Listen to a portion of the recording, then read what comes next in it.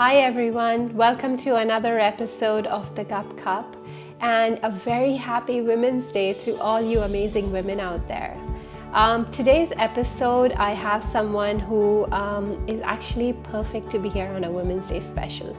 She's someone who has worn many feathers in her cap, actually successfully worn many feathers in her cap, and has an extremely inspiring story for all of us to hear. So without any delay, let's Gup.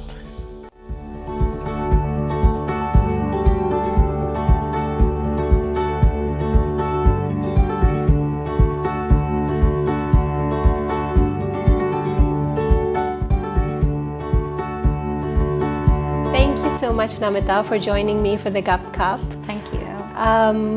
So my first question before I start anything, you've worked with adults and you're working with children now. Which one do you think is easier?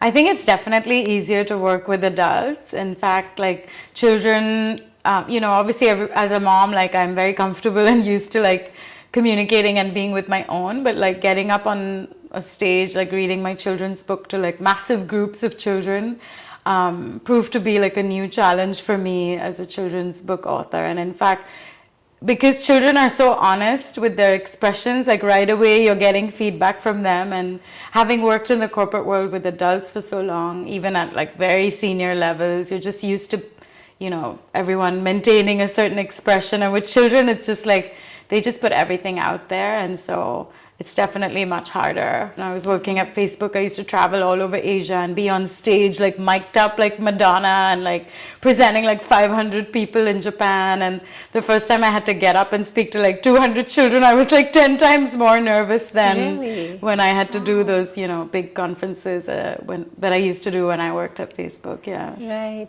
So could you share a story with us? One of your toughest time while interacting with children in general? Yeah, I think I have them like all the time. Even just a few days ago, I was at a school here, an international school.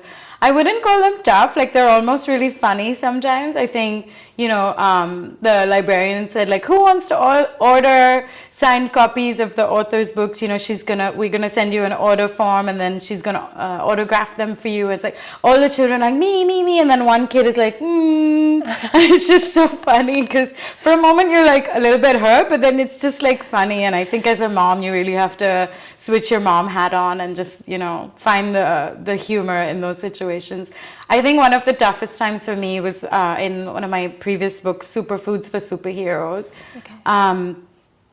The kids were much younger. Okay. They were like 3 and 4, 5 years old. And so their attention span is much shorter. But to stand up on stage in front of like 200, like 4-year-olds, like eagerly looking at you. And then I found like I had to do a bit of a dance. So the next thing I know, I'm like singing and dancing on stage about like superfoods, and they were like singing along, and I was looking at the teachers like, please can you help me, like I'm not Celine Dion, but it engaged the kids. Right. No, they got into it, and obviously once I did that a bunch of times, it's easier to do. But even now, like if I have to do that, like my heart just really starts racing. It's quite interesting because usually, you feel the nervous when you think you have adults around and you feel you're being looked at. Yeah. And, but with kids, it's quite interesting. Yeah, and I mean in the kids space, there's so many like good singers, and the kids have a certain expectation.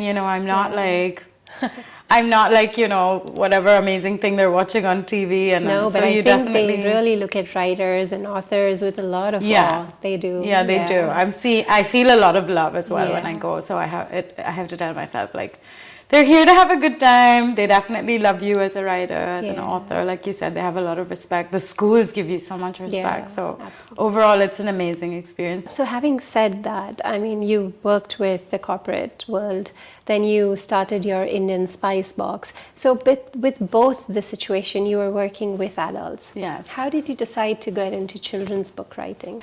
Once my son was born, which I had my son quite late when I was 36, I was having a really hard time trying to fit in the travel at a very demanding corporate job at Facebook. And I really felt like I just wanted to be with him, and I didn't want to have to like pump on a plane, and I couldn't find the strength to leave him. And I found myself being a real attachment parent, like a attachment style of parenting, and I wanted to be with him. So I decided to start something of my own. And so Indian Spicebox was born as a company. I started writing the cookbook. And so long story short, when I launched Indian Spicebox, I started to go around to the international school fairs and, do lots of different events. And so it was at the Tanglin Trust Christmas School Fair in the year that I had launched Indian Spicebox.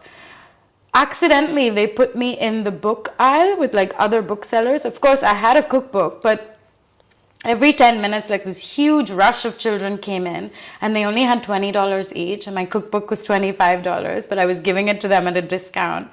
And I had the spice box open, which, was a new product. And they all started coming and like sticking their fingers in it. And I was like, don't touch the red chili powder, and they were like, what's this yellow one? What is this one? Oh, can I smell? They had so many questions. So I just literally wrote down the words, the magic spice box, at that fair. I wasn't intending to be selling to children or have children at my target audience, but I just had this moment where I was like, and I was a mom at that point, but I had this moment where I was like, oh, these children are so fascinated and curious about these spices. And so I wrote down those words, the magic spice box, which went on to becoming my first children's book. So it was really sort of magical in the way that it happened. But after that, I met with another lady who was a mom at Eaton House as well. She's an illustrator. We started brainstorming, and it started to come together. Then I joined a group of children's book authors and illustrators here in Singapore, and then there was a conference. I pitched the Magic Spice Box to an editor at Scholastic in India, got a book contract. So this all, it took a couple of years, but that was 2014. 2016, the Magic Spice Box came out as my first book. And then, once I got a taste of like telling stories about food for children, and then putting my writing into like, a new voice that the children can really connect with, it was like, there was no turning back from that moment. Yeah. So, Namita, I come from the journalism background as well, and I worked with magazines and a lot of publishing houses. But one thing that I've always felt that it is an underpaid industry. Yeah. Would you agree to that? Absolutely, yeah. Yeah. I think writers are just, I don't know what it is about. It's such hard work to be a writer. Yeah. It is a very underpaid industry, because I did freelance writing before, and then even as a children's book author, it's definitely coming from a corporate background too. You're just a bit shocked at how different the numbers are, and absolutely agree with you. No, sure. My son said there's a biryani recipe in this, and we need to make that. Yes. I cooked biryani every Friday for the entire year that I wrote this book. Yeah. Like everyone assumes like I love Indian food and biryani. I do, but like weirdly, my comfort food is British food. I think being an entrepreneur and being a woman, having to work with suppliers in China, and